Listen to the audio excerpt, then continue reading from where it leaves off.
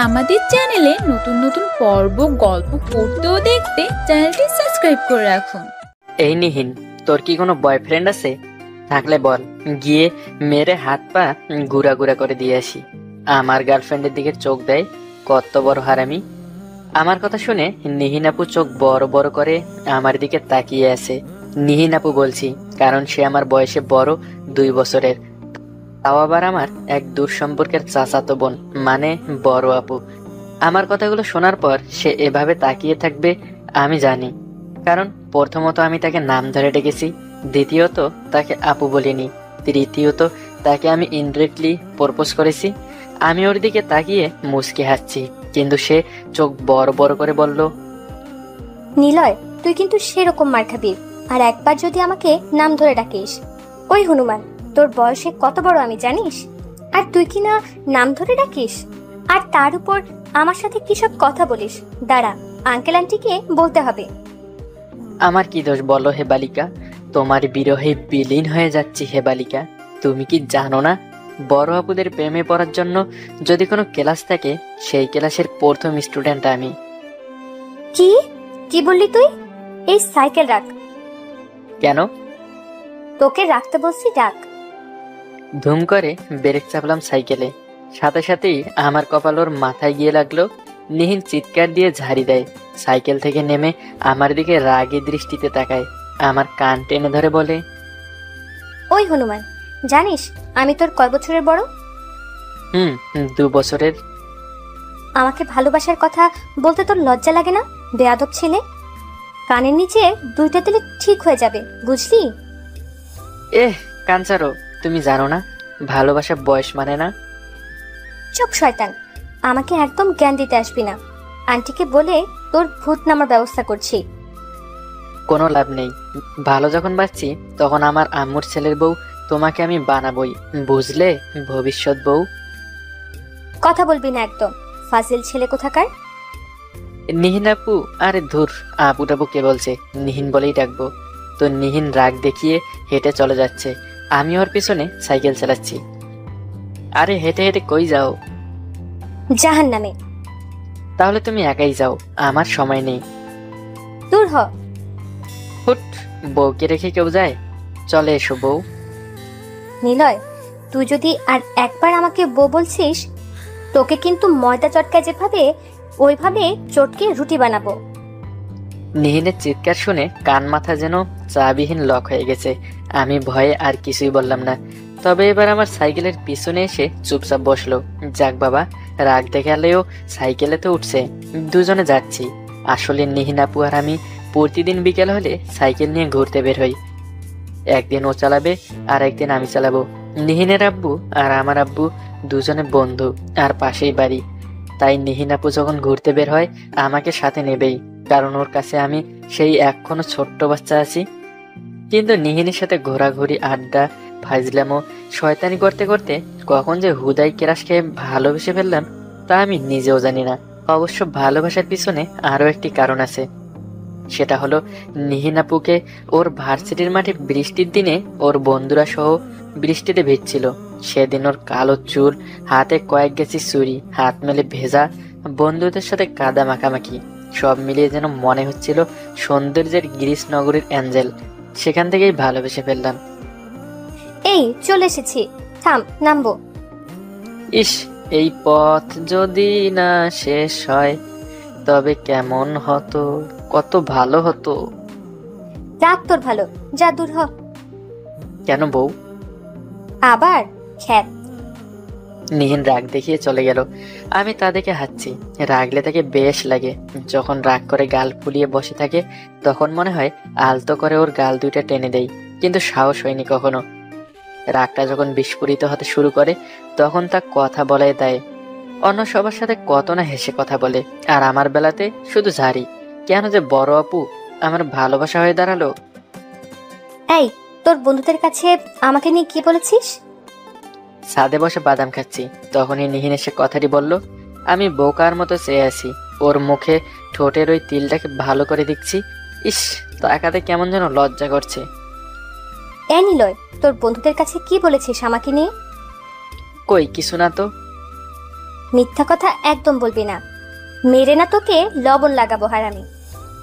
কি হয়েছে গো জানু? তোর জানুর কুষ্টি কিলাই, তুই তোর বন্ধুদের বলে বেরিয়েছিস যে আমি তোর বউ হই। কথাটি শুনে ওর দিক থেকে চোখ সরিয়ে অন্যদিকে তাকালাম। কি সব বন্ধু আমার! বলেছিলাম নিহিন যেন না জানে, কিন্তু জেনেই গেছে। ধ্যাত, মনে হচ্ছে এবার মায়ের নিশ্চিত খেতে হবে। আমি আমতা আমতা করে বললাম, মানে কি সব বলছো? কি সব বলছি? রিহাম তোর বন্ধু না? তো আজ আমাকে দেখে কি বললো জানিস? কি বলেছে? প্রপোজ করেছে? আচ্ছা তুমি চিন্তা করো না, আমার বুকে প্রপোজ করার সাহস হয় ওর কি করে। নিলয়, তোকে আর কত বলবো, বউ বলবি না?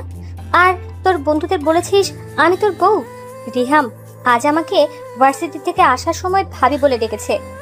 আমি নাকি তোর বউ? দিয়েছি গালে চড় একটা। নিহিনের কথা শুনে দুহাত পিছিয়ে গিয়ে গালে হাত দিয়ে দাঁড়ালাম। ভয়ে ওর দিকে তাকাতে পারছি না। কি ডেঞ্জারাস মেয়ে রে ভাই! ভাবি বলেছে বলে চর মারতে হবে? তাহলে বউ বললে যে কি হবে? যদিও আমি বউ বলেছি, কিন্তু হাতের কাছে নেই এখন। আমি ভয়ে দৌড়ে বাড়ির মধ্যে চলে আসলাম। পরের দিন বিকেলে বাড়ির সামনের ফাঁকা গলিতে ক্রিকেট খেলছি। তখনই নিহিন আসলো। আমি ওকে দেখে দৌড় মারতে যাব, তখনই ও আমায় ডাক দিল। আমি আস্তে আস্তে ওর দিকে গেলাম। গালে দুইটা হাত দিয়ে দাঁড়িয়ে আছি। আমার কাছুমাছু দেখে নিহিন হাসছে। আমি ওর হাসির দিকে চেয়ে আছি এক দৃষ্টিতে। ওর হাসির মেয়াদে পড়ে গেলাম নতুন ভাবে।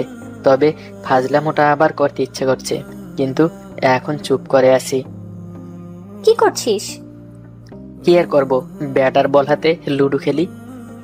শয়তান কোথাকার, চল আমার সাথে। আমাকে টানতে টানতে গলি থেকে রাস্তার সামনে নিয়ে আসলো। আমি ওর দিকে চুপ হয়ে তাকিয়ে আছি।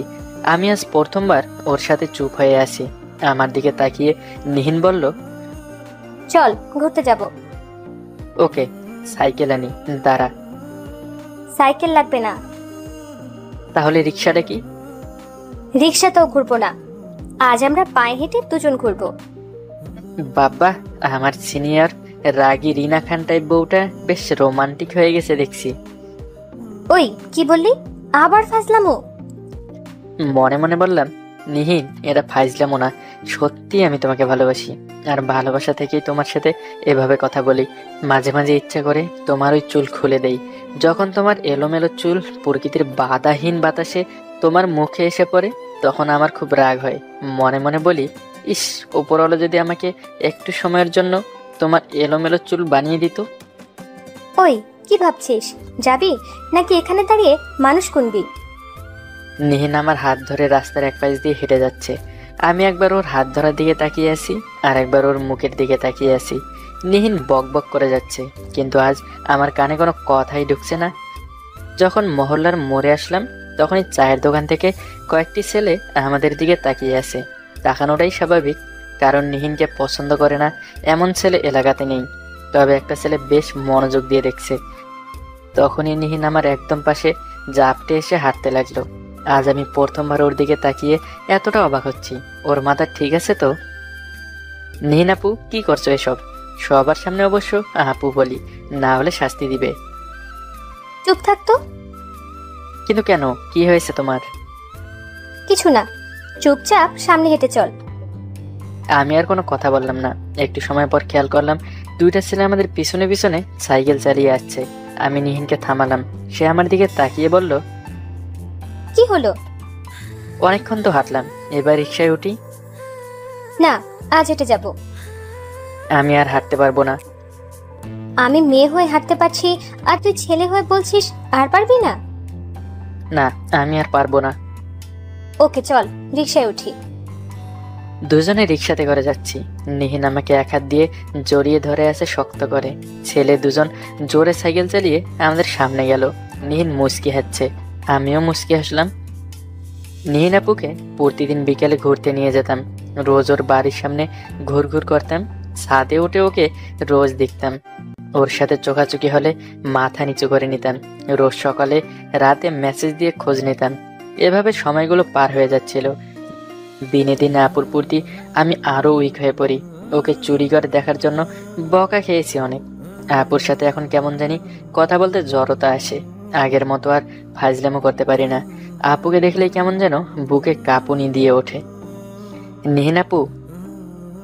ওরে বাবা, আজ একা আপু বলে ডাকলি? আশেপাশে তো কেউ নেই। না মানে আসলে তোমাকে একটা কথা বলতে আসছি। অনুমতিও নিচ্ছিস? যাক, এতদিনে তোর উন্নতি হলো। কথাটি শুনে ফাজলে মুরমুর চলে যাচ্ছে। আমি শয়তান মার্কা হাসি দিয়ে বললাম, ভেবে দেখলাম আমার বন্ধুদের ভাবি হলে তোমাকে বেশ মানাবে। কি বললি? ও বোঝনি? বললাম যে আমার বউ হলে কিন্তু তোমাকে বেশ মানাবে। নিলয়, আবার শুরু করলি তো ফাজলামু? ফাজলামো না নিহিন, তোমাকে আমি সত্যি ভালোবাসি, আর বিয়ে যদি করি তবে তোমাকেই করব। দেখো নিহিন, আমি সবার মতো রোমান্টিক করে প্রপোজ করতে পারবো না, তবে এটাই বলছি যে লং জার্নিতে তোমার পাশে বসে কাঁধে মাথা রাখার জন্য হলেও তোমাকে চাই। সাইকেল চালাতে তোমাকে আমার সাইকেলের সামনে বসিয়ে তোমার এলোমেলো চুল আমার মুখে এসে পড়ার জন্য হলেও তোমাকে চাই। তোমাকে পেছন থেকে শক্ত করে জড়িয়ে ধরার জন্য হলেও তোমাকে চাই। প্রতি শুক্রবার রাত 12টায় দুজনে শুয়ে শুয়ে কানে হেডফোন গুঁজে ভূত এফএম শোনার জন্য হলেও তোমাকে চাই। রোজ আমার শোবার সময় তোমাকে কোলবালি বানানোর জন্য হলেও তোমাকে চাই। তুমি কি জানো তোমার চোখের অগভীর সমুদ্রে ডুব দিয়েছে আমার রাতের ঘুম? বিকেলে ছাদে দাঁড়িয়ে নিহিনকে এসে আমার মনের জমে থাকা কথাগুলো বলেই দিলাম। আর থাকতেই পারছিলাম না এভাবে একতরফা ভালোবেসে। আমার কথাগুলো শুনে নিহিন আমার দিকে চোখ বড় বড় করে তাকিয়ে আছে। হঠাৎ করে আমার দুই গালে কষে দুটো চর বসিয়ে দিল। কিছুই মনে করলাম না, মারছে তো কাছেরই মানুষ। কিন্তু এরপর যা বলল আমি নিজের কানকে বিশ্বাস করতে পারছি না। ও বলল, তোকে নিয়ে আমি এসব ভাবি নাই কোনোদিন। তাহলে সেদিন ঘোরাঘুরি, রোজ তোমাকে দেখলে মুচকি হাসতে, সেসব কি ছিল? ও ওসব আসলে সেদিন দুটো ছেলে আমাদের পিছনে ঘুরছিল, দেখেছিলে না? যে চালাচ্ছিল ওর নাম সৈকত। আমাকে একদিন এসে বলেছিল, তুমি সুন্দর, তোমাকে সবাই ভালোবাসতে চাইবে। কিন্তু এই সৈকত তোমার দিকে ফিরেও তাকাবে না। বুঝি না পাড়ার সব ছেলেগুলো কেন তোমাকে ভালোবাসে, তোমাকে এই সৈকত ভালোবাসবে না, বুঝেছো? এমন কথা শুনে আমি চমকে যাই, সৈকতের দিকে তাকিয়ে থাকি। এরপর ওকে দেখানোর জন্য তোর সাথে কয়েকদিন ঘুরেছিলাম, যাতে ও কিছু জেলাস ফিল করে, ব্যাস, আর কিছু না। ও হ্যাঁ, সৈকতও এখন আমাকে ভালোবাসে, বুঝেছিস? তুমি ভালো না বাসলেও আমি বাসবো। দেখ নিলয়, পাগলামির একটা সীমা আছে। তোর এই বয়সটা পাগলামির না, সমাজ মানবেও না। আমি তোমাকে নিয়ে নতুন সমাজ গড়ব। সমাজ কেন? আমি এসব মানি না। কেন? কেন আবার? তোকে আমার অসহ্য লাগে। আর আর আবার কি? আমার সাথে কখনো যেন তুই কথা বলবি না, দেখা করবি না। কথাটি বলে ও চলে গেল। আমি রুমে এসে দরজা বন্ধ করে কাঁদলাম। সারাটা সময় রুম থেকে বের হলাম না। নিহিন ওনার 4র্থ বর্ষ আর আমি 2য়। তাই বলে কি ভালোবাসা যায় না? কিন্তু কি করব, সব তো শেষ হয়ে গেল। 6 দিন পর আমি 6 দিন পর বাড়ির বাইরে আসলাম। 6 দিনের মধ্যে নিহিন একবারও আসেনি আমার সামনে বা আমার বাড়িতে। এভাবে আর থাকা যাচ্ছে না। সোজা বাড়িতে ঢুকলাম। আম্মুকে বললাম, আম্মু আমি এখানে থাকবো না। মানে? আমি ঢাকাতে থেকে পড়বো না। সিলেট, চট্টগ্রাম, কুমিল্লা, যেখানে খুশি আমাকে পাঠিয়ে দাও। আমি আর এখানে থেকে পড়বো না। কিন্তু কেন? বললাম তো, ভালো লাগছে না। ওকে, চিটাগাঙে যা, ওখানে তোর খালুর বাড়ি, ওখান থেকে পড় যা। পরদিনই সব কাজ কমপ্লিট করে চিটাগাঙে চলে যাচ্ছে। নিজেকে অনেক বোঝালাম যে হবে না, তাকে ভালোবাসাটা বোকামি ছাড়া আর কিছুই না। সমস্ত কন্টাক্ট বন্ধ করে কেবল নতুন সিম দিয়ে আম্মু আর আব্বুর সাথে কথা বলি। এভাবে কেটে যায় একটা বছর। একটা বছরে মাত্র হাতে গোনা কয়েকদিন বাড়িতে গিয়েছি, কিন্তু নিহিনের দিকে ফিরিয়েও তাকাইনি। যদিও সে আমাদের বাড়িতে আসতো। একদিন রুমে শুয়ে আছি, তখনই আম্মুর ফোন আসে। ধরতেই আম্মু বলে, নিলয়, বাড়িতে আসবি কবে? কেন আম্মু? নিহিনের বিয়ে ঠিক করেছি, আয় তুই। নিহিনের বিয়ে? কথাটি বলেই চুপ হয়ে গেলাম। চোখের কোণ থেকে কয়েক ফোঁটা পানি পড়ে যেতে লাগলো। আমি নিজেকে সামলিয়ে বললাম, তো আমার কেন যেতে হবে? মানে কি? তুই আসবি না কেন? তোর আসতেই হবে, কালই আসবি। আম্মুর জোড়াজুটিতে আসতে হলো বাড়িতে। দুই বাড়ি বেশ ভালো মতোই সাজানো হয়েছে। হবে হয়তো নিহিনের ভালোবাসার মানুষের সাথে বিয়ে। আকাশে আজ অনেক তারা, তাই না? হুম। কিন্তু চাঁদ ছাড়া তারাদের সুন্দর দেখায় না। হুম। আবার চাঁদ আর তারা রাতের অপেক্ষাতেই থাকে। হুম। কি শুরু করেছিস? ছাদ থেকে ফেলে দিব শয়তান কোথাকার। আমি এবার চমকে উঠি। সন্ধ্যার সময় বাড়িতে আসছিলাম, আম্মুর সাথে কথা বলে ছাদে চলে আসি। ছাদের এক পাশে দাঁড়িয়ে আকাশের দিকে তাকিয়ে আসি। তখনই কোনো এক মেয়েলি কণ্ঠ শুনতে পাই। এতটাই ধ্যানমগ্ন ছিলাম আকাশ দেখায় যে কে এসে কথা বলছে বুঝতে পারিনি। ঝাড়ি শুনে পিছনে তাকাতেই দেখি নিহিন দাঁড়িয়ে আছে, সাদা কালো ড্রেস পরে। আপনি এখানে? কেন আবার? কে আসবে? না মানে, আপনি এখানে আমার সাথে কথা বলছেন? চুপ! আমাকে আপনি করে কথা বলছিস কেন? আপনি তো আমার বড়, আর আম্মু শিখিয়েছে বড়দের সম্মান করে কথা বলতে। আরে আসছে আমার সম্মানীয় ব্যক্তি। দুজনেই চুপ হয়ে গেলাম। আমি বেশ অবাক হচ্ছি, নিহিন আমার সাথে এসে কথা বলছে। হয়তো বিয়ের পর চলে যাবে, তাই আমি ছাদ থেকে চলে আসব। তখনই নিহিন বলল, নিলয়, তোকে একটা প্রশ্ন করি। হুম। আমার বিয়ে হয়ে যাচ্ছে, তোর খারাপ লাগছে না? হাসছিস কেন? আমার কেন কষ্ট হবে? তুই আমাকে ভালোবাসিস তাই। কিছুই বললাম না। এই একটা জায়গাতেই আমার দুর্বলতা। আর মানুষগুলো এতটাই নিষ্ঠুর হয় যে অন্য মানুষের দুর্বলতা জানে, তবে সে কষ্ট দিতে থাকবে, তার দুর্বলতার সুযোগও নেবে। আমি হেসে হেসে বললাম, কংগ্রেস আপনার বিয়ের জন্য। আর হ্যাঁ, আপনি বলা অবধি কিন্তু আমি আপনার সাথে একদিনও কথা বলিনি। সেদিনের পর থেকে আপনি এখন নিজে থেকেই কথা বলেছেন। আর হ্যাঁ, ভালোবাসি কিনা জানি না, তবে সেদিন থেকে ঝুলে শূন্যের কাঁটাতারে, দিকভ্রান্ত বিভ্রান্ত আমি মিথ্যে মরিচি গায়ে তোমাকে খুঁজছি, কিন্তু আজও দেখা মেলেনি। কথাগুলো বলে আর দাঁড়াতে ইচ্ছে করছে না ওর সামনে। রাগটা বেড়ে যাচ্ছে খুব। রাগ বাড়াটাই স্বাভাবিক, কারণ যাকে আপনি ভালোবাসবেন সে ফিরিয়ে দেওয়ার পরও যদি সে জানতে চায় তাকে ভালোবাসি কিনা, রাগ তো হবেই। এক পা বাড়াতেই নিহিন বলল, আমার কার সাথে বিয়ে হচ্ছে জানিস? জানার প্রয়োজন বোধ করি না, তবে একটা কথা জানি, পৃথিবীর যোগ্যতম মানুষটি সুন্দরীর পক্ষে মাথা রেখে ঘুমানোর অধিকার রাখে, বাকিরা খরচের খাতায়। খুব কথা শিখেছিস দেখছি। তোকে যেটা প্রশ্ন করলাম উত্তর দে। আমাকে ভালোবাসিস? জানি না। কথাটি বলে ছাদের দরজার কাছে আসতেই নিহিন চিল্লিয়ে দাঁড়াতে বলল। আমি ঘুরে ওর দিকে ফিরলাম, সোজা তার কাছে চলে গেলাম। আমার দিকে তাকিয়ে আছে অপলক। কোথায় যাচ্ছিস? ঠাস করে জোরে একটা চড় দিলাম ওর গালে। ও হাত বোলাতে লাগলো।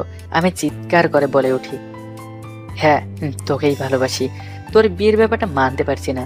তোকে নিয়ে অনেক স্বপ্ন ছিল, কিন্তু স্বপ্নটা সেদিনই মৃত্যু হয়েছিল যেদিন বাস্তবতার নিচে আবেগটা চাপা পড়েছিল। অনেক বেশি অবহেলিত হয়ে গেছি আমি, তাই এখন আর এসব বলে কি হবে? খুব হবে, কারণ তোর সাথেই আমার বিয়ে হচ্ছে। কথাটা শোনা মাত্রই আমি হা হয়ে গেলাম। আমার নিজের কানও যেন আজ বেইমানি করছে। কিভাবে সম্ভব? মজা করছেন আপু, তাই না? মজা কেন করব? ডায়েরিটা বাসায় ফেলে চলে গিয়েছিলি কেন? সেদিন বাড়ি থেকে যাওয়ার সময় ভুলে হয়তো ডায়েরিটা ফেলে গিয়েছিলাম, কিন্তু এটা তো কেবল আমি জানি। সেদিন তোর আম্মু ডায়েরি পড়ে আমার আর তোর ব্যাপারে সব জানে। আমার আম্মুর সাথে কথা বলে তোর সাথে আমার বিয়ের ব্যবস্থা করে। কথাগুলো শুনে সব রাগ যেন কোথায় চলে গেল, কিন্তু অভিমানটা আমার মনের ঘরে এসে ধুলো হয়ে জমে আছে। তাই বললাম, ও চিন্তা করবেন না, এ বিয়ে হবে না, আমি ভেঙে দিব। মানে বিয়ে কি তোকে ভাঙতে বলেছি? না বললেও আমি জানি আপনি আমাকে সহ্য করতে পারেন না। সেদিন ওসব রাগে বলেছিলাম, তুই ছোট তো তাই। ও তাই? কিন্তু সমাজ মেনে নিবে না। আমাদের তো সমাজ নিয়ে বাঁচতে হবে, তাই না? তোর সমাজের কুষ্টি কিলাই। কেন এখন সব মেনে নিচ্ছেন কেন? পরিবার থেকে সম্মতি দিয়েছে তাই? আচ্ছা একটা কথা বলুন তো, যখন কোনো ছেলে বেকার থাকে তখন মেয়ের পরিবার সেই ছেলের সাথে মেয়ের রিলেশন রাখতে দেয় না। আবার সেই ছেলে যদি কদিন পর চাকরি পেয়ে ওই মেয়েকেই বিয়ে করতে যায়, তাহলে পরিবার কি বলবে? জানি না, আমি ওসব জানতেও চাই না, কারণ আমি তোকে ভালোবাসি। কথাটি শোনার পর আমি হাবার মতো চুপ হয়ে গেলাম। এবার কি বলবো খুঁজে পাচ্ছি না, কেবল ফ্যাল ফ্যাল করে চেয়ে রইলাম ওর দিকে। সে বলল, যখন তুই চলে গিয়েছিলি সেদিন খুব খুশি হয়েছিলাম, কিন্তু 1 মাস যাওয়ার পর নিজেকে তোর কথা ভাবা থেকে আটকাতে পারিনি। কারণে অকারণে শুধু তোর কথা মনে পড়তো আমার। নিজেকে বাস্তবতার সমাজ থেকে বুঝিয়েছিলাম, কিন্তু শেষে বুঝতে পারি ভালোবাসা আর বাস্তবতা এক না। তোকে বারবার বলতে চেয়েছিলাম, কিন্তু সব ভেবে বলা হয়ে ওঠেনি। তোর যদি মনে হয় পরিবার মেনে নিয়েছে বলে আমি তোকে ভালোবাসি, তবে যা, বিয়েটা ক্যান্সেল কর। আর এরপর আমার অন্য কোথাও বিয়ে হলে তুই যেন আমার বিয়েতে আসবি না। কথাগুলো বলে নিহিন কাঁদতে কাঁদতে চলে গেল। আমি এখন কি করব বুঝতে পারছি না, তবে কেন জানি না নিজেকে কেমন অন্যরকম মনে হচ্ছে। হয়তো নিহিনকে পাচ্ছি বলে, বা হয়তো আমার ভালোবাসাটা সার্থক বলে, কি জানি। তবে নিহিনকে বিয়ে করতেই হচ্ছে। কেমন যেন সব ম্যাজিকের মতো হয়ে গেল। যাক, ওপরওয়ালা যা করে তা ভালোর জন্যই করে, হয়তো জাদুর মতো সব ঘটে যায়। ছাদে দাঁড়িয়ে এসব ভাবছি, নিহিন কখন যে আমার সামনে আসলো টেরই পাইনি। শুধু আমার পাশে এসে আমার ডান হাতের আঙ্গুলের ওপর ওর বাম হাতের আঙ্গুল খেলা করতে লাগলো। আমি মুচকি হাসছি। সে সামনের দিকে তাকিয়ে হয়তো ভাবছে, অবশেষে শয়তান হনুমানের কথাই ঠিক হলো, নিহিন আমার বউ হচ্ছে। আমার সব বন্ধুরা বলে বিয়ে মানে প্যারা, তবে এটা যখন ফরজ কাজ তখন সব নরনারীকেই করতে হবে। অনেক মেয়ে দেখার পর একটা মেয়েকে আমাদের পরিবারের সবাই পছন্দ করে। আমারও মেয়েটাকে পছন্দ হয়, কিন্তু মেয়েটা ছিল পরিবারের ছোট মেয়ে। আমার বন্ধু রিমন বলে, বন্ধু, পরিবারের ছোট মেয়ে কিন্তু দজ্জাল টাইপের হয়। কস কি বন্ধু, তাহলে কি বিয়ে করতাম না নাকি? বন্ধু, পরিবারের ছোট মেয়েরা একটু ঝগড়া করলেও তাদের মন ভালো ও কিউট হয় তারা। বুঝলাম, তুই কি বলিস এখন? হ্যাঁ, বিয়ে কর। আচ্ছা ঠিক আছে, তাহলে বিয়েটা করে নেই। সবার যখন জেরিনকে পছন্দ হয়, তারপর হয়ে গেল আমার আর জেরিনের বিয়ে।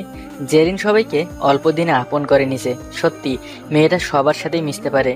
জেরিনকে আমার পরিবারে সবাই ভালোবাসে, তার সব আবদার রাখে, কারণ জেরিন 5 ওয়াক্ত নামাজ পড়ে, সকালে কোরআন পড়ে।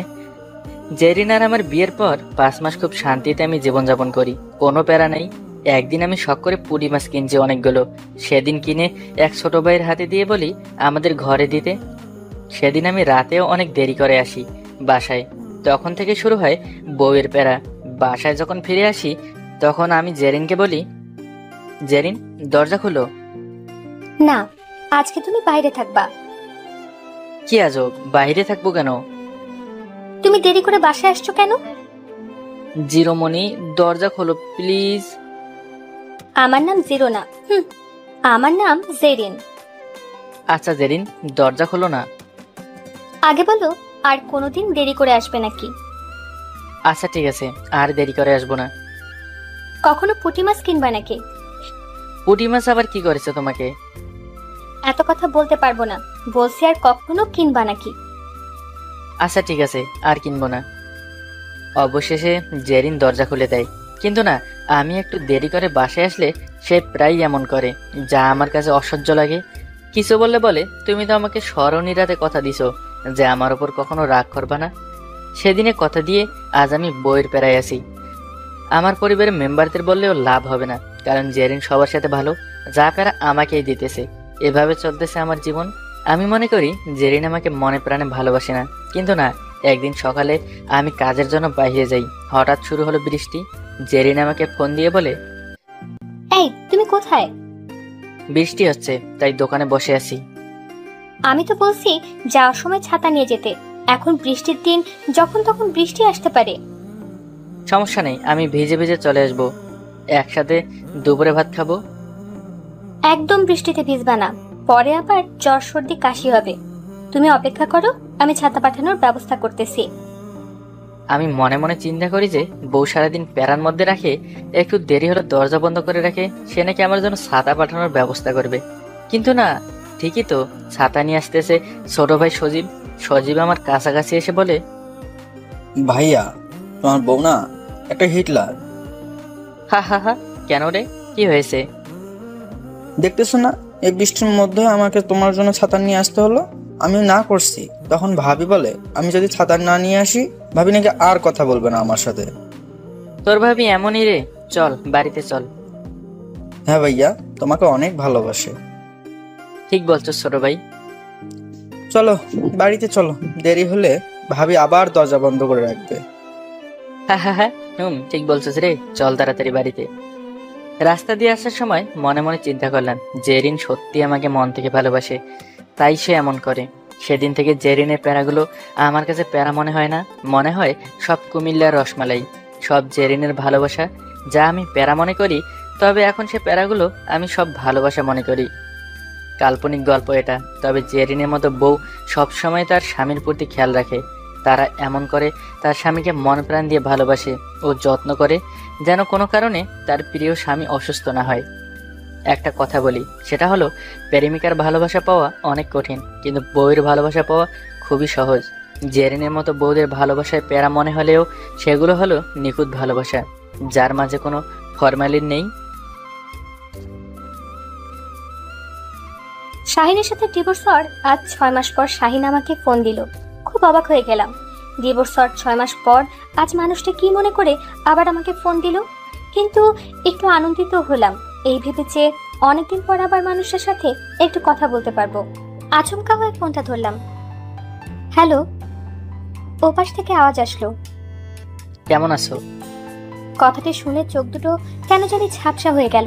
হৃদয়ের মাঝে সেই পুরনো স্মৃতিগুলো আবার উঁকি মারতে লাগলো। ভালোবেসে মানুষটাকে বিয়ে করেছিলাম, কিন্তু কেন জানি বিয়ের পর 1 বছর যেতে না যেতেই মানুষটা বদলে গেল। আমার সাথে খারাপ আচরণ করতে লাগলো, সামান্য ব্যাপার নিয়ে দিন রাত ঝগড়া করতে লাগলো। আমার সবকিছুই তার অপছন্দের তালিকার মাঝে স্থান পেল। দিন রাত শুধু একটা কথাই বলতে লাগলো, আমি ডিভোর্স চাই। কথাটি একবারে বুকের মাঝখানে গিয়ে লাগতো। যে মানুষটা একটা সময় আমাকে ছাড়া কিছুই বুঝতো না, আর আজ সেই মানুষটাই আমার কাছে ডিভোর্স চাচ্ছে। আমাকে সে এতটাই ভালোবাসতো যে আমার সামান্য খুশিতে তার পৃথিবীটা আলোকিত হয়ে যেত, আর আমার চোখের সামান্য পানিতে তার পৃথিবীটা অন্ধকার হয়ে যেত। অথচ সেই মানুষটাই কিনা আজকে আমাকে কাঁদাচ্ছে। তবুও সমস্ত ভাবনা, রাগ, অভিমানকে উপেক্ষা করে মানুষটার সাথে মানিয়ে নিয়ে আরো 6টা মাস সংসার করলাম। কিন্তু তারপর আর পারলাম না, কেননা এক হাতে যেমন কখনো তালি বাজে না, ঠিক তেমনি জোর করে ও সংসার করা যায় না। ওর অনাদর আর অবহেলা দিন দিন ক্রমশ বাড়তেই থাকে।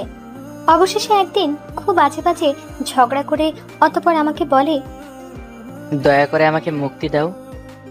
সেদিন কেন জানি মনে হলো মানুষটার হৃদয়ের মাঝে আমার জন্য আর ভালোবাসা নেই, এই হৃদয়টায় অন্য কাউকে স্থান দিয়েছে। কিন্তু কেন জানি বিশ্বাস করতে পারছিলাম না, কারণ এই মানুষটা একদিন আমাকে বলেছিল, জ্যোতি, আমার শরীরটা হয়তো আমার কাছে আছে, কিন্তু আমার হৃদয়টা শুধু তোমার জন্য। আর আজ সেই মানুষটাই আমাকে বলে তাকে মুক্তি দিতে। ডিভোর্স পেপারে সই করতে গিয়ে কেন জানি বারবার হাতটা কাঁপছিল, অশ্রুগুলো অনায়াসে গড়িয়ে পড়ল। কিন্তু একটা জিনিস লক্ষ্য করলাম, মানুষটা এক নিমিষেই সই করে দিল। অবাক হয়ে গেলাম, সময়ের সাথে সাথে মানুষ কতটা বদলে যায়, নাকি সময়ের সাথে সাথে মানুষগুলোকে আমরা একটু বেশি চিনে ফেলি। চলে আসলাম বাবার বাড়ি মানুষটাকে মুক্ত করে দিয়ে। কিন্তু আজ 6 মাস পর আবার কি মনে করে ফোন দিল? কি ব্যাপার, আমার সাথে কি তোমার কথা বলতে ইচ্ছে করছে না? না, তেমন কিছু না। আসলে অনেকদিন পর ফোন দিলে তো, তাই খুব অবাক হলাম। তা কি মনে করে ফোন দিয়েছো? আসলে আজ তোমাকে খুব দেখতে ইচ্ছে করছে, একটু আমার সাথে দেখা করতে আসবা?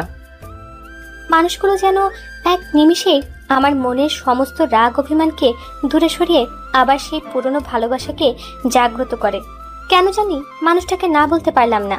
কিছুক্ষণ ভেবে বললাম, আসবো, কিন্তু কোথায়? ইসলামিয়া হসপিটালের 3 তলার 6 নং কেবিনে। বিস্ময় হয়ে গেলাম, হসপিটালে কেন? তাহলে মানুষটার কি কিছু হয়েছে? হসপিটালে কেন? এলেই দেখতে পারবে। আর হ্যাঁ, একদম লেট করবে না, তোমার তো আবার স্বভাব সব সময় লেট করা। কথাটা বলেই মানুষটা ফোনটা কেটে দিল। আর আমার পরাণে তখন আনন্দের শিহরণ জাগলো। যাক, তাহলে শাহিন আমাকে এখনো ভালোবাসে, তাই তো আমার সব থেকে বাজে স্বভাবটার কথা ওর মনে আছে। এই স্বভাবটার জন্য আমি যে প্রতিদিন ওর হাতে কত বকা শুনতাম তা বলে শেষ করা যাবে না।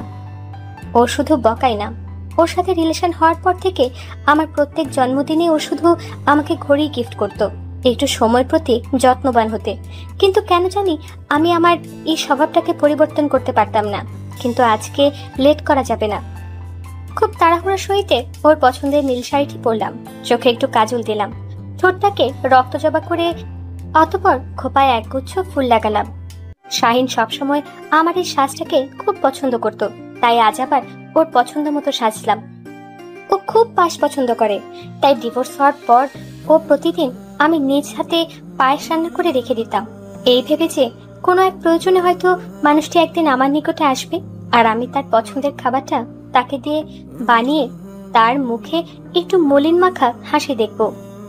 প্রতিদিনকার মতো আজও পায়েস রান্না করেছিলাম।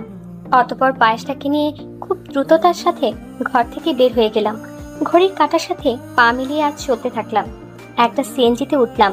ঘড়ির কাঁটাটা আজ মনে হচ্ছে একটু তাড়াতাড়ি ঘুরছে, কিন্তু আমার পথ চলাটা যেন শেষ হচ্ছে না। হঠাৎ করে রাস্তায় জ্যামে আটকে গেলাম। না, আজ লেট হব না। সিএনজি থেকে নেমে হাঁটতে লাগলাম। অবশেষে হসপিটালে পৌঁছালাম।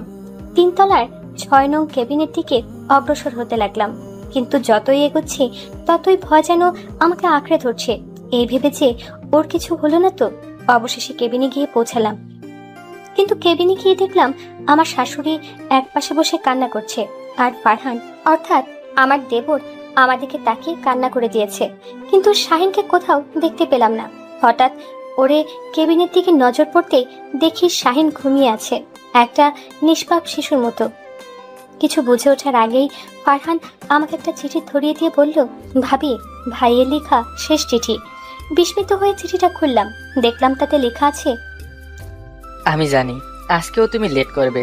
তোমার লেট করার স্বভাবটা আর আমি বদলাতে পারলাম না, কিন্তু কি জানো, কিছু ক্ষেত্রে সামান্যটুকু লেট তোমার জীবনে সবকিছু কেড়ে নিতে পারে। তাই দয়া করে একটু সময়ের প্রতি খেয়াল রেখো। ভালোবেসে তোমায় আমি বিয়ে করেছিলাম, খুব ইচ্ছে ছিল তোমার হাত ধরে মৃত্যু অবধি পথ চলার, কিন্তু তা হয়ে উঠলো না। কেননা বিয়ের 6 মাস পর আমি জানতে পারলাম আমার কিডনি দুটো ড্যামেজ হয়ে গেছে। সেদিন ইচ্ছে করছিল এসে তোমাকে সত্যি কথাটা বলে দেই, কিন্তু কিন্তু তোমায় এত বেশি ভালোবেসেছি যে খুব স্বার্থপর হয়ে গেলাম। আর তাই তো আমার কষ্টের ভাগ তোমাকে দিতে পারলাম না, কারণ আমি জানতাম তুমি ভেঙে পড়বে। তোমার আমার প্রতি যাতে ঘৃণা জন্মে, তাই তো তোমার সাথে খারাপ আচরণ করতে শুরু করলাম। তোমার নতুন জীবন কামনা করেছি, তাই তো তোমার কাছ থেকে ডিভোর্স চেয়েছি। আর তোমায় এত বেশি ভালোবেসেছি যে আমার ইচ্ছে ছিল মৃত্যুর আগে তোমার মুখটা দেখে যেন মরতে পারি, কিন্তু তা আর হয়ে উঠলো না। তুমি না আমাকে সবসময় বলতে আমি বদলে গেছি।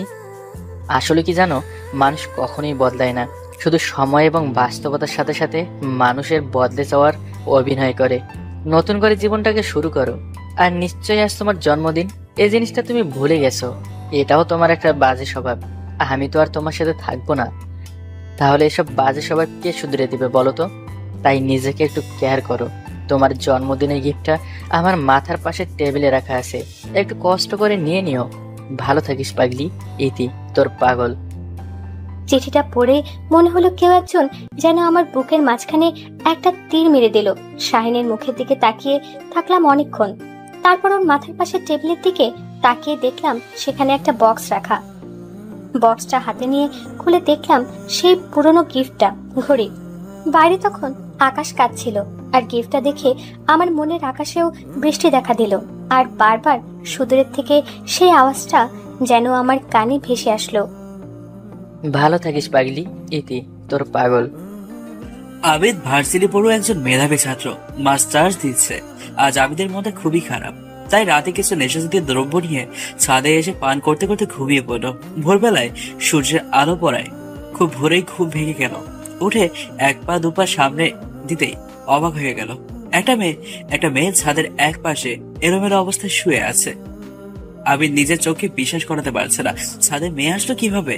আবিদ ভাবলো হয়তো নেশার ঘোরটা এখনো যায়নি, তাই টাঙ্কির পানি দিয়ে ভালো মতো মুখ ধুয়ে নিল সে। কিন্তু না, যা দেখছে তা সত্যই। মেয়েটাকে দেখে মনে হচ্ছে মারধর করে রেখে গেছে, কিন্তু এটা কিভাবে সম্ভব? গেট তো রাত 12টার পর বন্ধ থাকে। তবে কি তার আগেই? আবিদ সামনে গিয়ে মেয়েটাকে ডাক দিল, কিন্তু সাড়া পেল না কোনো। আবিদ পানি নিয়ে মেয়েটির মুখের উপর ছেড়ে দিল। মুখের উপর পানি পড়ায় মেয়েটি আস্তে আস্তে নড়চড় করতে শুরু করলো। এক পর্যায়ে ছোট করে চোখ দুটো খুলল সে। বাঁচান আমাকে এই শয়তানটার হাত থেকে। আবিদ ভেবা জায়গায় খেয়ে গেল।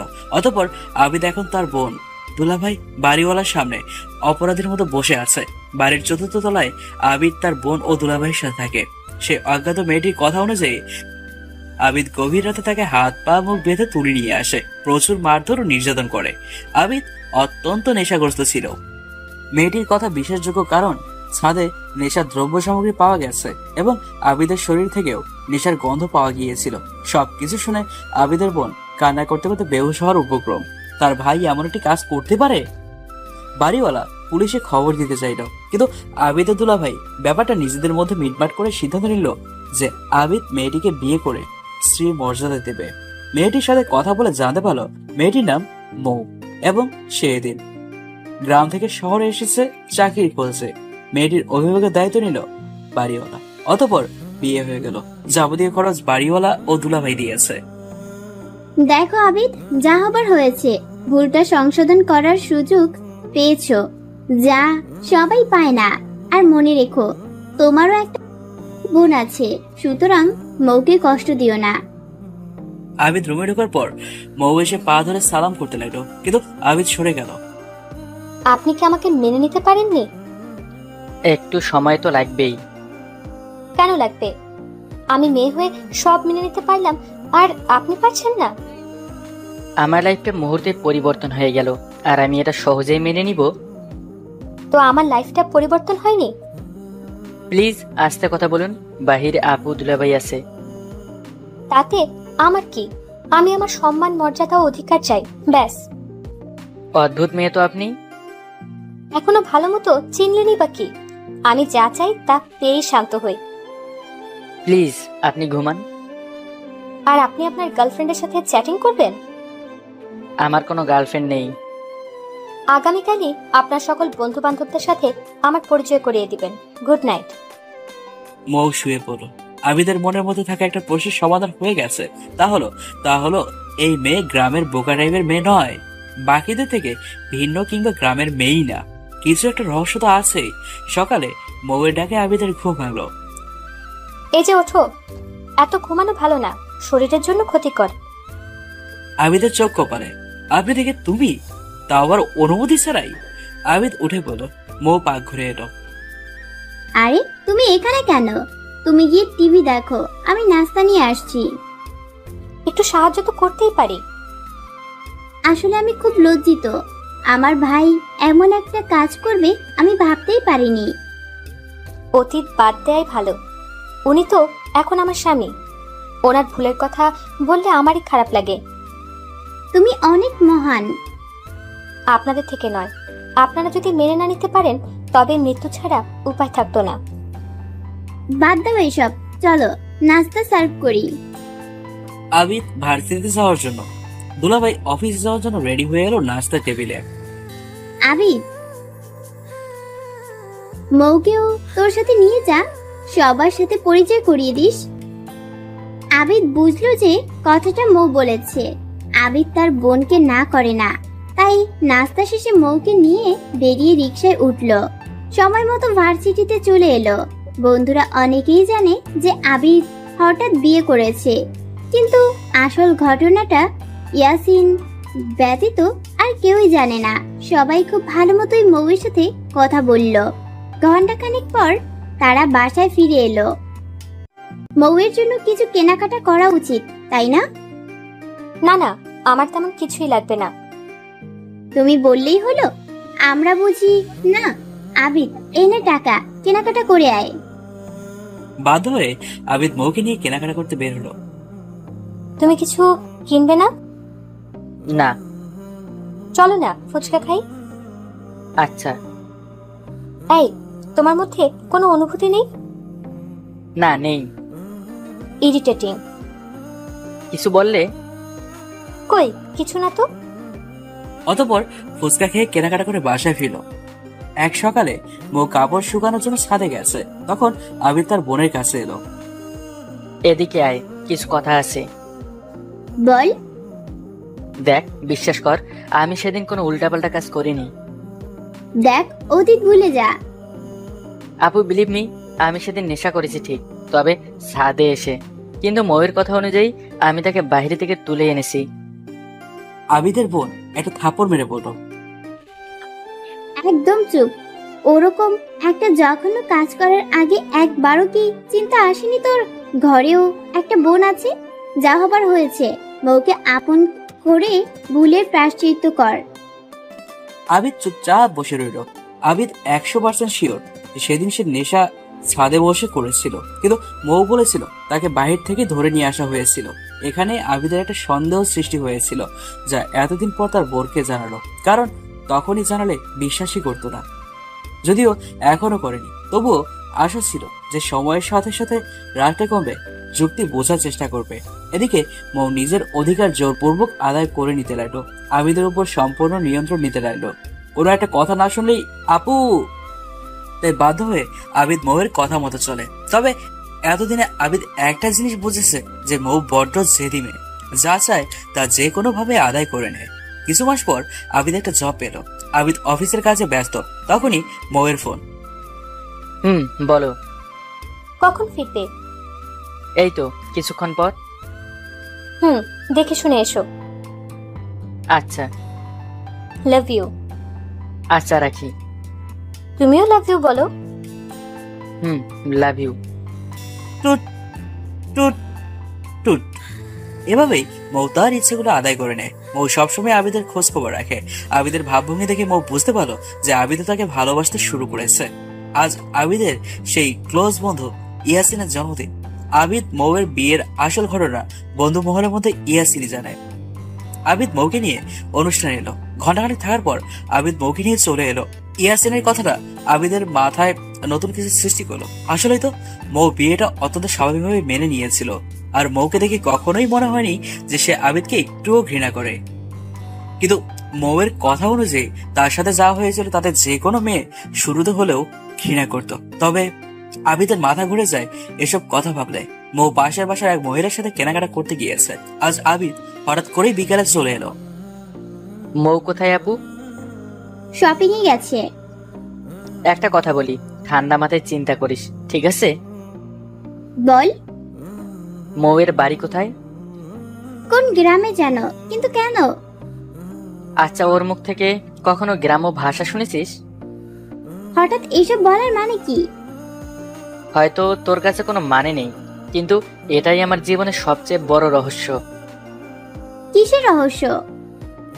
মৌকে এই রহস্য। দেখো, মেয়েটা এতিম, গ্রামে বাবা মা কেউই নেই, এখন আমরাই ওর সব। দেখ, আমি মৌকে ভালোবাসি ঠিকই, কিন্তু আমার জীবনে মৌয়ের আগমন একটা রহস্য আছে। কিসের এত রহস্য? শোন আপু, আমি সেই রাতে ছাদে বসে নেশা করেছি, কিন্তু মৌ বলেছিল আমি তাকে বাইরে থেকেই ধরে এনেছিলাম। এখানেই সব রহস্য। তুই নেশাগ্রস্ত ছিলি, তাই সব মনে নেই। না আপু, নেশার আগে সবকিছুই ঠিকঠাক মনে আছে। আমি নেশা ছাদে এসেই করেছি। আর তুই মৌয়ের ব্যবহার লক্ষ্য করেছিস? হ্যাঁ, ওর ব্যবহারে খারাপ কিছু নেই, একদম ভালো মেয়ে। এখানেই আর একটা রহস্য, ওর কথাবার্তা চালচলন একটা শিক্ষিত মেয়ের মতো, কিন্তু ও বলছে যে ও গ্রামের এতিম মেয়ে, পড়ালেখা করেনি, এমনকি নিজের গ্রামের নামটাও জানে না। আর আমি যতটুকু বুঝেছি, মৌ অত্যন্ত জেদি মেয়ে, যা চায় তা যে কোনো প্রকারেই হোক অর্জন করে শান্ত হয়। আবিদের বোন এবার একটু চিন্তা করতে লাগলো। আসলে তো মৌয়ের ব্যবহার দেখে কেউ বলতেই পারবে না যে মৌ অশিক্ষিত। তখনই কলিং বেল বেজে উঠলো। দরজা করে দেখলো মৌ এসেছে। আরে, তুমি আজ এত তাড়াতাড়ি চলে এলে? আজ কাজ নেই তাই। তুমি ফ্রেশ হয়ে নাও, আমি নাস্তা দিচ্ছি। আচ্ছা।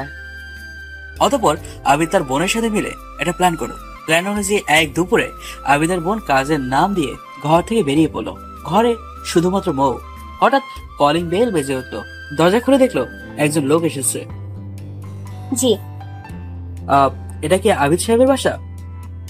জি, কিন্তু উনি বাসায় নেই, অফিসে।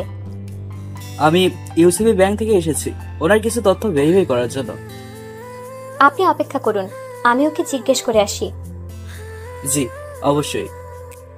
মৌ আবিদকে ফোন করলো। ইউসিবি ব্যাংক থেকে একজন লোক এসেছে, কি যেন ভেরিফাই করবে। আপুকে বলো। ঘরে নেই। আচ্ছা, তুমি ওনাকে একটু বসাও, আমি আপুকে কল দিয়ে দিচ্ছি। আচ্ছা। মৌ এসে লোকটাকে বসতে বলল। আবিদ সাহেব ব্যাংক থেকে লোন নিয়েছেন, তাই নমিনির স্বাক্ষর লাগবে। কোথায় দিতে হবে? আপনি আপনি কে? আমি ওর স্ত্রী। তো সিগনেচারটা আপনি করে দিন। জি, কোথায় করতে হবে? লোকটা মৌয়ের দিকে কিছু কাগজ বাড়িয়ে দিয়ে বলল, এই নিন, এখানে একটা, এখানে আরেকটা। মৌ কিছুক্ষণ কাগজের দিকে তাকিয়ে রইল, তারপর কাগজটা লোকটার মুখে ছুঁড়ে মেরে চিৎকার দিয়ে উঠলো। পাশের বাসার মহিলা পুরুষ চলে এলো, কিন্তু কিছু বলার আগে আবিদের বোন এসে বলল। আবিদের বোন এসে বাকিদের চলে যেতে বলল। কি হয়েছে মৌ? না জানার ভান করিয়েন না। কি হয়েছে বলো তো? লোকটার হাতে ডিভোর্স পেপার, আর সেখানে আবিদের সাইন কিভাবে? এটা আপনাদের প্ল্যান, তাই না? তুমি কিভাবে বুঝলে যে ওটা ডিভোর্স পেপার? আমি লয়ার স্টুডেন্ট, তাই আমি জানি। তুমি তো বলেছিলে তুমি পড়ালেখা করনি। মানে ধরা যেহেতু খেয়ে গেছো, সুতরাং সব বলে দাও। কি সব বলবো? কে তুমি? কি হয়েছিল সেই রাতে? এতদিনের সংসারে তুমি আমাকে একটু ভালোবাসোনি? ভালোবাসি, তবে রহস্যটা জানতে চাই।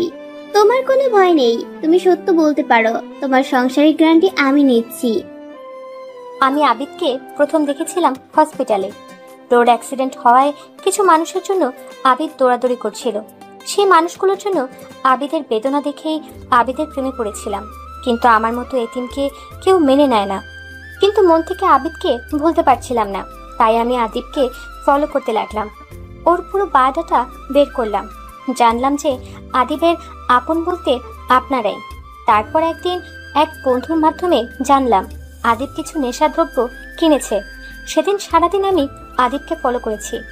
আদিবকে মদের বোতল নিয়ে বাড়িতে ঢুকতে দেখে আমি শিওর ছিলাম আদিব মদের বোতল নিয়ে বাসায় যাবে না, তাই চুপচাপ কিছু করছিলাম। দেখলাম আদিব ছাদে এসে মদ খাচ্ছে। তখনই বাকিটা প্ল্যান করেছিলাম। কথাগুলো শোনার পর আবিদ ঘর থেকে বেরিয়ে পড়লো। মৌ আবিদের হাত পা ধরলো, তবুও আবিদ থামলো না, চলে গেল। মৌ পিছু পিছু যেতে চাইলো, কিন্তু আবিদের বোন ধরে ফেললো। চিন্তা করো না, ও আবার ফিরে আসবে। সবই তো এখানে। আমি আদিবকে ছাড়া বাঁচবো না। আহা, কান্না থামাও, কিছু হবে না। দুপুর পেরিয়ে বিকাল, বিকাল পেরিয়ে সন্ধ্যা, তবুও আবিদের কোনো খবর নেই। ফোনটাও অফ। মৌ কেঁদে কেঁদে অস্থির। যখনই কলিং বেল বেজে ওঠে, মৌ দৌড়ে গিয়ে খুলে, কিন্তু বরাবরই নিরাশ হয়। রাত বাজে 9টা। কলিং বেলটা বেজে উঠলো।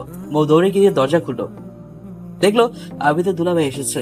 মৌ হতাশ হয়ে চলে আসতে লাগলো। তখনই আবিদের কণ্ঠ শুনলো। মৌ ঘুরে দেখলো আবিদ এসেছে। আবিদের কাছে যেতেই লাগলো, কিন্তু আবিদ মৌকে এড়িয়ে চলে গেল। মৌ ডিনার দিল। আবিদ চুপচাপ ডিনার করতে লাগলো। আর একটু ভাত দিই, তরকারি দিই। আবিদ রুমে গিয়ে শুয়ে পড়লো।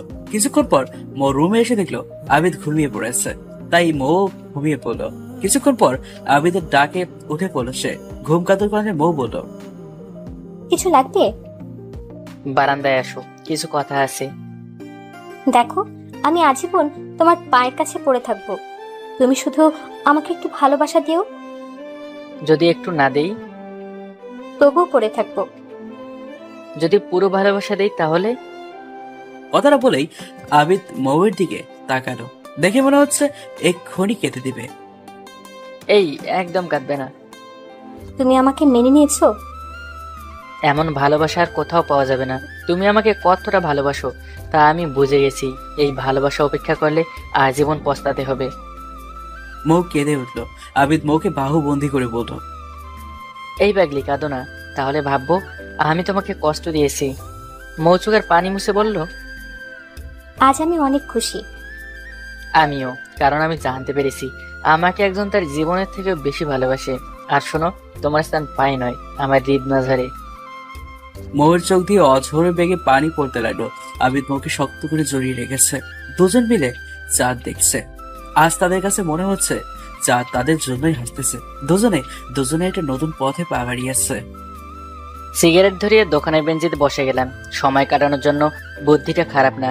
কেউ কেউ চা খেয়ে সময় কাটায়, আমার চায়ের নেশা না থাকায় এটা দিয়েই কাজ চালাই। হঠাৎ সিগারেট পায়ের নিচে পিষে দিয়েই উঠে দাঁড়ালাম। সামনে ঈশা দাঁড়িয়ে আছে। ঈশা আমাদের পাশের ফ্ল্যাটে থাকে। ঈশা আমার সামনে দাঁড়িয়ে বলল, আরে তুমি এখানে কি করছো? এমনি ঘুরতে এসেছি। তাহলে দোকানে বসে সিগারেট টানছিলে কেন? এমনি বসলাম। তুমি এখানে কেন? আমাদের কলেজের সামনের দোকান, তো আমি আসবো না? সেটা তো বুঝলাম, কিন্তু দোকানে কেন এসেছো? চুইংগাম কিনতে এসেছি। ও আচ্ছা। ঈশা চুইংগাম কিনে দোকান থেকে বেরিয়ে আসলো। আমি পিছন থেকে ডাক দিয়ে ক্যাডবেরি হাতে দিলাম। ঈশা চোখ বড় বড় করে বলল, ক্যাডবেরি আফরিনের জন্য নয় তো? আফরিন? আফরিন কে? লুকোনোর কিছু নেই, আমি সব জানি। আফরিন কিন্তু আমার সাথেই পড়ে। জেনে ভালো করেছিস, এখন যা। ঈশা ক্যাডবেরি আর চুইংগাম নিয়ে কলেজের ভেতরে চলে গেল। ঈশা তাহলে আফরিনের ব্যাপার জানে। 2 মাস হলো আমাদের রিলেশন শুরু হয়েছে। আজ এলাম দেখা করতে। কলেজ থেকে বের হলেই দেখা করতে পারবো। এছাড়া তো আফরিনের তেমন সময় হয় না। কলেজ ছুটি হতে আর অল্প সময় বাকি, তাই দোকানে দাঁড়িয়ে আছি। কলেজ ছুটি হওয়ার পরে গেটের কাছে দাঁড়িয়ে আছি। এখনো আফরিন বের হয়নি। ঈশাকে বের হতে দেখেই একটু সরে দাঁড়ালাম, কিন্তু তার আগেই আমাকে দেখে ফেলেছে ঈশা। আমাকে ডাক দিয়ে বলল, এখনো আফরিনের জন্যই অপেক্ষা করছো? হুম। ও তো কলেজে আসেনি। আসেনি? আমাকে তো বললো কলেজে এসেছে। এসেছিল, কিন্তু 2 ক্লাস করেই ওর বয়ফ্রেন্ডের সাথে বেরিয়ে পড়েছে। বয়ফ্রেন্ড? অবাক হওয়ার কিছু নেই, তুমি ছাড়াও তার বয়ফ্রেন্ড আছে। ঈশার কথায় আমি রেগে গেলাম। রেগে বললাম, কি আবল তাবল বলছিস? ঠিক বলছি, একটা রিক্সা ডাকো, যেতে যেতে সব বলছি। আচ্ছা তুই এখানে দাঁড়া। একটা রিক্সা ডাক দিলাম। আফরিন না থাকলে এখানে দাঁড়িয়ে থাকার কিছু নেই, তার চেয়ে বাসায় যাওয়াই ভালো। ঈশা রিক্সায় উঠে বলল, উঠে বসো। আমি রিক্সায় না উঠে দাঁড়িয়ে আছি। আমাকে এভাবে দাঁড়িয়ে থাকতে দেখে মুচকি হেসে বলল, ওঠো। আফরিন দেখবে না, দেখলেও সমস্যা নেই। ঈশার কথা শুনে রিক্সায় উঠে বসলাম। রিক্সা চলতে শুরু করতেই ঈশা বলল, আফরিনকে অনেক ভালোবাসো, তাই না? তা তো ভালোবাসি। তোমাদের রিলেশন কতদিন? 2 মাস হলো। একটা মেয়ের সম্পর্কে সবকিছু না জেনে এভাবে রিলেশনে জড়ানো উচিত? তার বয়ফ্রেন্ড আছে, জানো না? তার আর কোনো বয়ফ্রেন্ড নেই। আচ্ছা, তুমি এখন তাকে ফোন দিয়ে দেখো, ফোন ধরে নাকি দেখো। ঈশার কথা শুনে আফরিনের নাম্বারে ফোন দিতে থাকলাম, কিন্তু ফোন ধরছে না। আফরিনের ফোন না ধরায় রাগ হচ্ছে। তারপর আবার ঈশা আফরিনের সম্পর্কে গুণের কীর্তন গিয়ে চলছে। মেজাজটা বেশি খারাপ হচ্ছে। রিক্সা বাসার সামনে এসে থামতেই নেমে ভাড়া দিয়ে দিলাম। ঈশা আমার সাথে হাঁটতে হাঁটতে বলল, মেজাজ খারাপ না করে বাসায় গিয়ে রেস্ট নাও, পরে ফোন ধরবে হয়তো। আমি আর কথা না বাড়িয়ে সোজা রুমে চলে এলাম। বিকেলে ঘুম থেকে উঠে আবার আফরিনকে ফোন দিতে ফোন হাতে নিলাম। দুপুরে রুমে এসে কখন ঘুমিয়ে গিয়েছি বুঝতেই পারিনি। আফরিনের কাছে ফোন দিলাম। আফরিন ফোন রিসিভ করে কিছু বলার আগেই আমি বললাম, কি হয়েছে তোমার? কিছু হয়নি তো। তাহলে দুপুরে ফোন রিসিভ করোনি কেন? ও, তখন তো আমি কলেজে ছিলাম। কলেজ ছুটি হওয়ার পরে কলেজের সামনে দাঁড়িয়েছিলাম, তখন ফোন দিয়েছিলাম। ও, তখন তো আমি কলেজ থেকে বেরিয়ে কোচিং এ গিয়েছিলাম। কখন বের হলে? আমি তো গেটেই ছিলাম।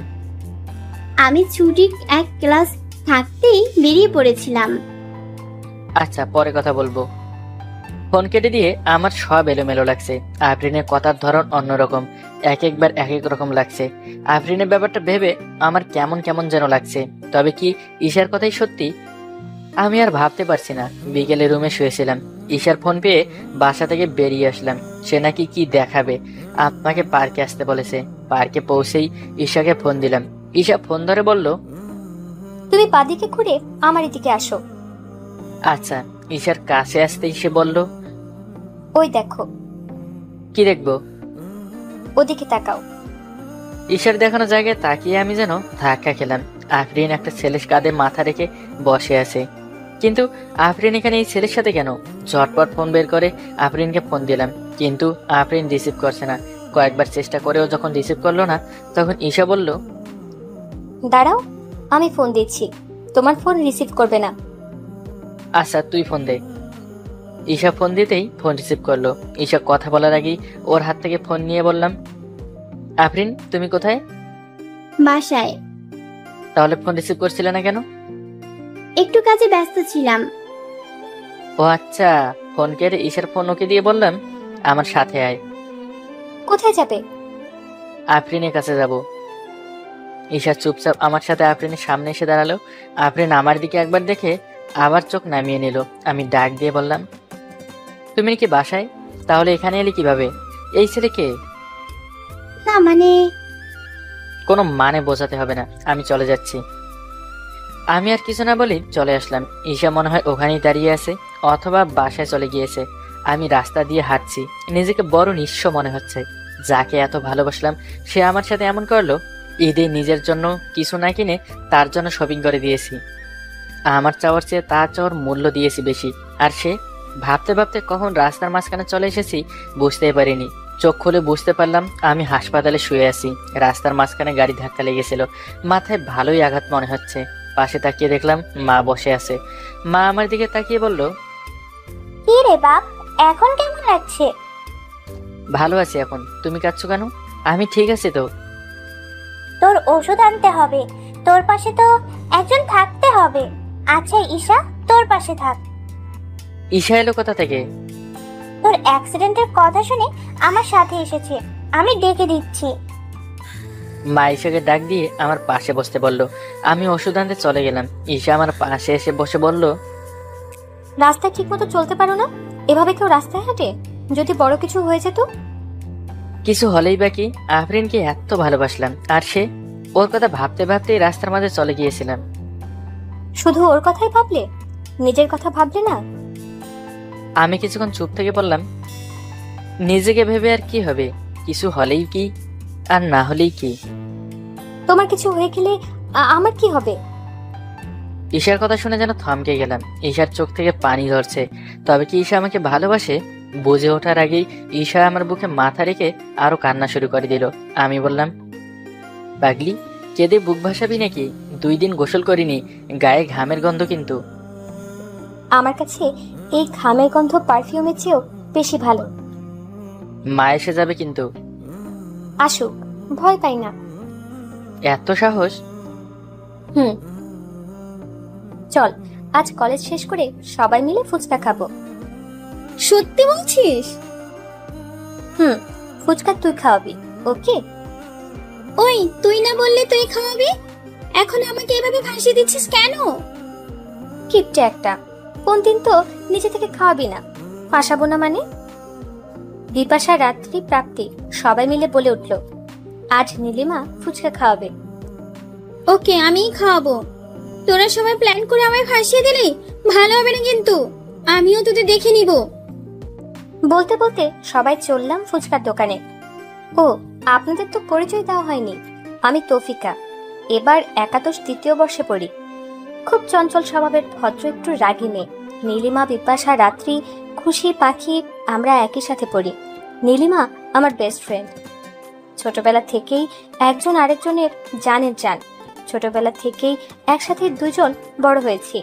যতই ঝগড়া করি তারপরও 2জন কখনোই 2জনকে ছাড়া থাকতে পারি না। অনেক কথা বললাম আপনাদের সাথে। ফুচকার দোকান পেয়ে গেছি, আগে ফুচকা খেয়ে নিই, পরে কথা হবে। মামা, বেশি ঝাল দিয়ে ফুচকা দেন। আমারটা ঝাল কম দিবেন। কেন রে? মা বলছে ঝাল বেশি খেলে গ্যাস্ট্রিক হয়। তাই নাকি? আজকের ফুচকাটা খুব টেস্টি হয়েছে। খাওয়া শেষ, চললাম বাড়ির পথে। বিপাশা, রাত্রি, প্রান্তিকে বিদায় দিয়ে আমি আর নীলিমা একসাথে। ওদের 3জনের বাড়ি একসাথে, আর আমার এবং নীলিমার বাড়ি পাশাপাশি। রাস্তায় যেতে দেখা হলো সে হতচ্ছাড়ার সাথে। শালা আমার জীবনটা ছাড়খাড় করে দিয়েছে। ক্লাস 9 থেকে আমার পিছু নিয়েছে। এক বেহাইয়া, ওর মতো বেহাইয়া আমার লাইফে কাউকে দেখিনি। ওই তো আমার সাথে একই ক্লাসে পড়ে, ওর নাম ফারাবি। আমাকে দেখে বলে উঠল, হাই রাজরানী, কেমন আছিস? ওই কে তোর রাজরানী? কোথায় গিয়েছিলি? কেন তোকে বলতে হবে? বলবি, কোথায় যাবি, কি করবি, সবকিছু আমার কাছে বলবি।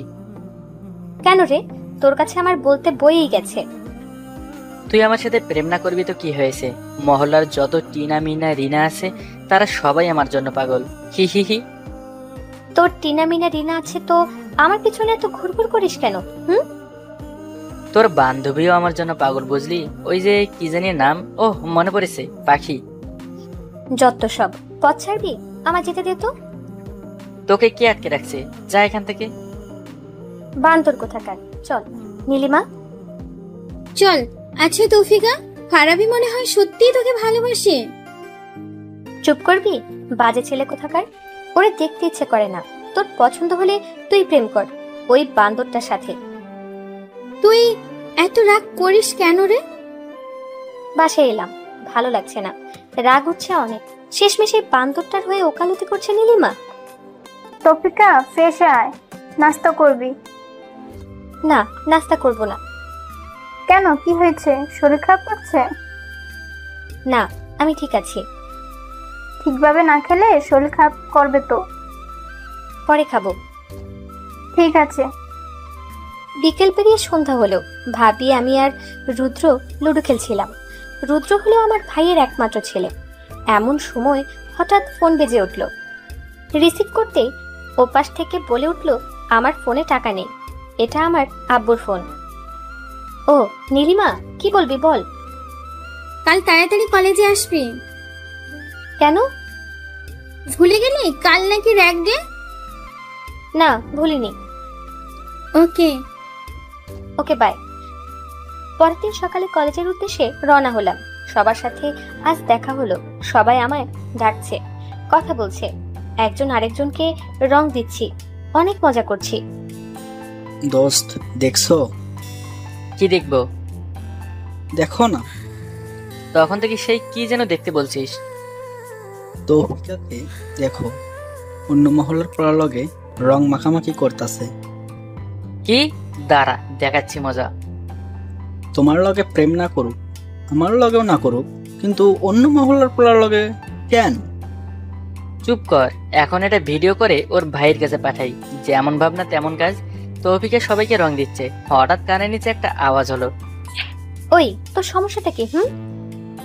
তুই আমাদের মহল্লার ছেলেদের সাথে প্রেম না করে অন্য মহল্লার সাথে প্রেম করবি, সেটা আমি কিভাবে হতে দেই বল? কার সাথে প্রেম করব? কেন, আমরা কি নাই? কি, তোর মতো আটার বস্তার সাথে? ছি ছি ছি ছি ছি।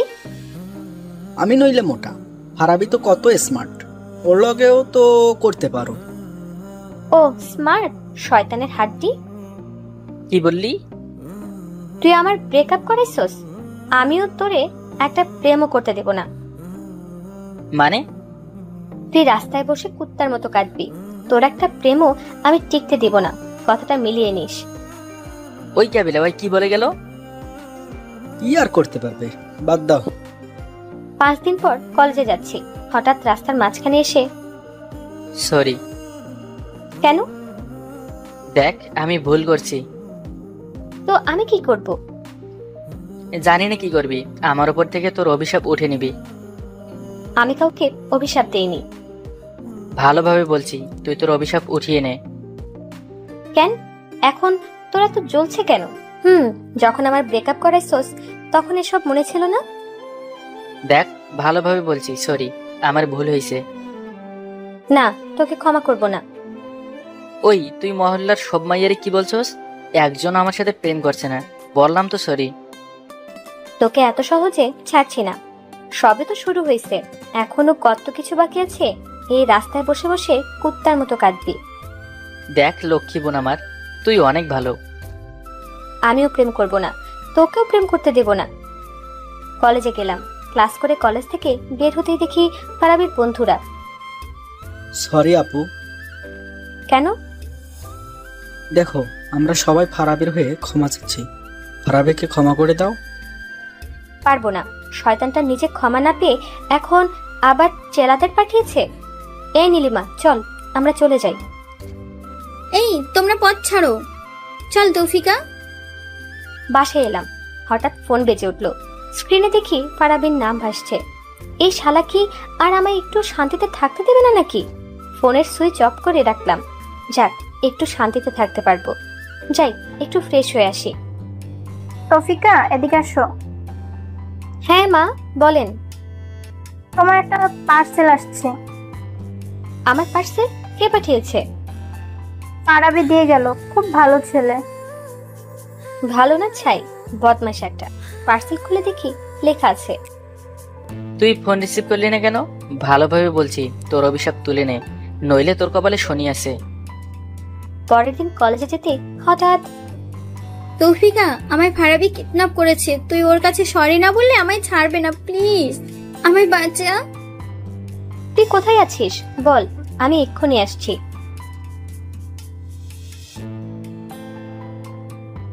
কিরে, তোর সমস্যা কি? তুই মহল্লার সকল মেয়েদের কাছে গিয়ে বলবি আমি ভালো ছেলে, আর যেন ওরা আমার সাথে প্রেম করে, তাহলে আমি নীলিমাকে ছাড়বো। তোর শত্রুতা আমার সাথে, এখানে নীলিমাকে কেন জড়াচ্ছিস? তৌফিকা, তুই ওর কাছে সরি বল। ওর কাছে কখনোই না।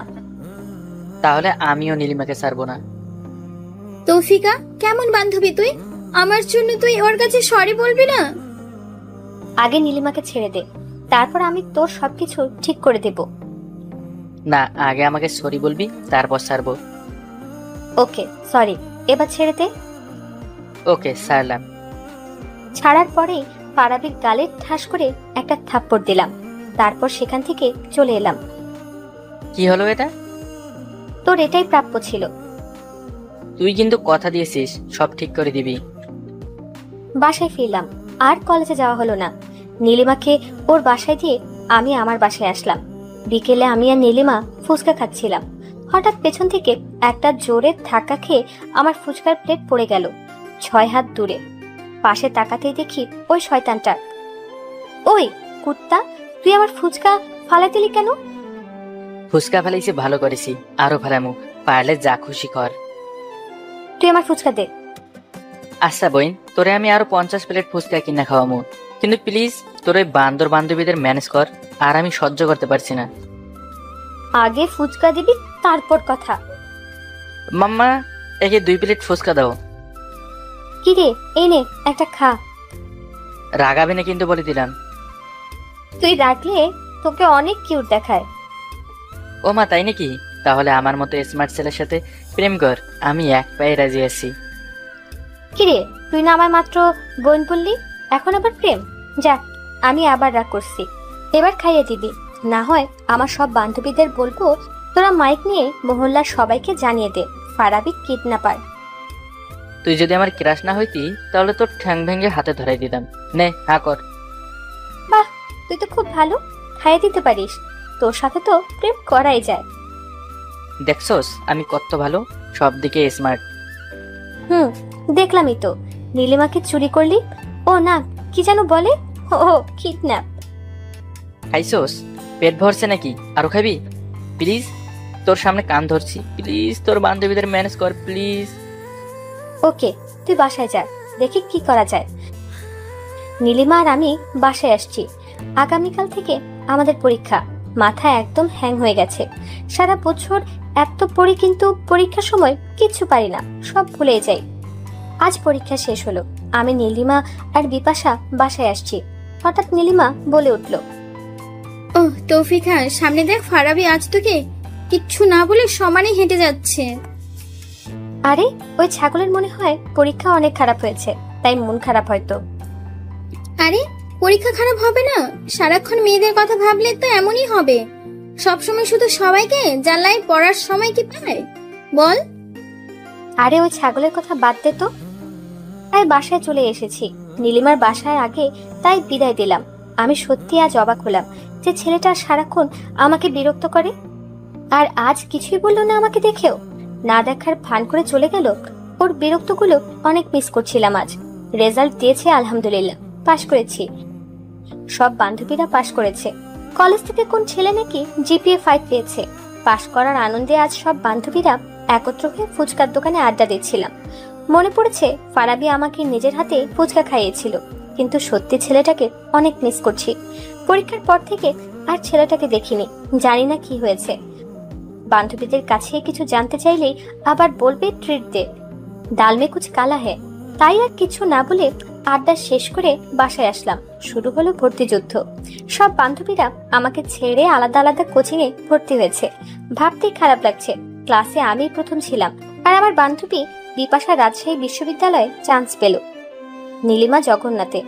আর আমি কি করব, কপাল খারাপ, জাতীয় বিশ্ববিদ্যালয়ে ভর্তি হলাম। বেশ কিছুদিন হয়ে গেল বান্ধবীদের সাথে দেখা হয় না, আর আগের মতো আড্ডাও দিতে পারি না। আবার ওই ফারাবিকেও খুব মিস করি। কি যে হলো ওর কিছুই জানি না। আজ সব বান্ধবীদের সাথে দেখা করার জন্য বাসা থেকে বের হলাম। সবাই মিলে অনেক আড্ডা দিলাম, কিন্তু কেমন জানি ভালো লাগছে না। তাই ওদের দেখে বাসায় আসছিলাম, হঠাৎ খুশির সাথে দেখা হলো। সেই ছোট থেকে ক্লাস 8 পর্যন্ত একসাথে পড়াশোনা করেছি। তারপর ওর বাবার চাকরির ট্রান্সফার হয়, তাই আমাদের ছেড়ে চলে যায়। কি রে, কেমন আছিস? ভালো, তুই? পড়াশোনা কেমন চলছে? মোটামুটি। তোর? আমার অনেক ভালো। কিরে, এত ভালো কিভাবে? আমার বাসার পাশে এক ক্লাসমেট আছে, ওই আমায় অনেক হেল্প করে। ও ভালোই তো, আমাকে কেউ হেল্পই করে না রে। খুশি ফোন বের করে ফারাবির পিক দেখিয়ে বলছে, এই ছেলের নাম ফারাবি, অনেক ভালো, ভার্সিটির সবাইকে অনেক সাহায্য করে, অনেক ব্রিলিয়েন্ট। কি রে, কি হলো, শখ খেলি নাকি? শখ খাবো না আবার? ফারাবি আর আমি সারাদিন শয়তানের মতো ঝগড়া করতেই থাকতাম। তুই ছেলেটাকে চিনিস? হাড়ে হাড়ে চিনি, কিন্তু তুই বলছিস ফারাবি তো পড়াশোনায় একটু ভালো না। আমি বিশ্বাস করতে পারছি না। কেন?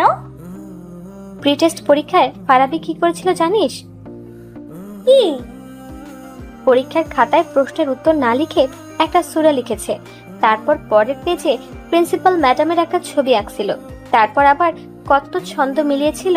পরে ওর গার্জিয়ানকে ম্যাম কলেজে নিয়ে আসতে বলেছিল, আর কত অপমান করেছিল।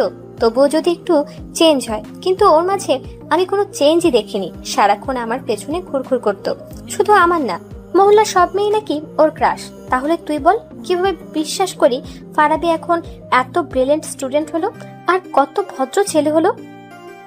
ওমা, তাই নাকি? কিন্তু ফারাবির মাঝে তো এমন কিছু আমরা লক্ষ্য করিনি।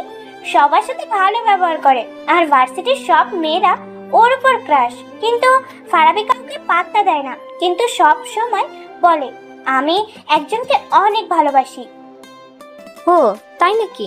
তো কাকে ভালোবাসে? ভার্সিটির কেউই জানে না রে, নাম বলে না। হয়তো কলেজের কাউকে ভালোবাসে। ও ভালো, আচ্ছা ভালো থাক, সন্ধ্যা হয়ে আসছে, বাসায় যেতে হবে। আচ্ছা, তোর নাম্বারটা দে তো। ওকে নে। ওকে, রাতে দেব। এখন চলি রে, ভালো থাকিস। বহুদিন পর বান্ধবীর সাথে দেখা হলো। মেয়েটা ঠিক আগের মতোই আছে, একটুও পাল্টায়নি। বাসায় এসে ডিনার করে বিছানায় আসলাম। সত্যি একটু ঘুম আসছে না, সারাক্ষণ ফারাবির কথা মনে পড়ছে। ছেলেটা কাকে ভালোবাসে, কিভাবে এত ভালো ছাত্র হলো? আমি ছেলেটাকে সবসময় মিস করি। হয়তো ছেলেটি নতুন বন্ধুদের পেয়ে আমাকে ভুলে গেছে। হঠাৎ একটা কল আসলো। কি রে দোস্ত, কেমন আছিস? আমি ভালোই, তোর কি অবস্থা? ভালো। আগামীকাল বিকেল 5টায় একটু দেখা করতে পারবি? কোথায় দেখা করতে হবে? আমি অ্যাড্রেস মেসেজ করে পাঠিয়ে দিচ্ছি। ওকে, আসতেই হবে কিন্তু। আচ্ছা ঠিক আছে, বাই, শুভরাত্রি, আল্লাহ হাফিজ। আল্লাহ হাফিজ। সকাল হলো, কিছুই বুঝতে পারছি না। নীলিমা হঠাৎ কেন দেখা করতে বলল? আজই তো সবাই একসাথে আড্ডা দিলাম, কিছু ভালো লাগছে না, খুব মিস করছি আগে সেই ফেলে আসার দিনগুলোকে। ফারাবিকে অনেক মিস করছি। হয়তো ছেলেটা অনেক চেঞ্জ হয়ে গেছে, কিন্তু কিছুই ভালো লাগছে না। ইচ্ছে করছে এক্ষুনি ছুটে যায় ছেলেটার সাথে দেখা করতে। দুপুরে নীলিমার সাথে দেখা করার উদ্দেশ্যে বেরিয়ে পড়লাম। ঢাকা শহর তো জ্যামের জন্য বিখ্যাত। ঠিকানা অনুযায়ী সময় মেনটেন করেই চলে আসলাম। সবাই একসাথে দাঁড়িয়ে আছে, কিছুই বুঝতে পারলাম না।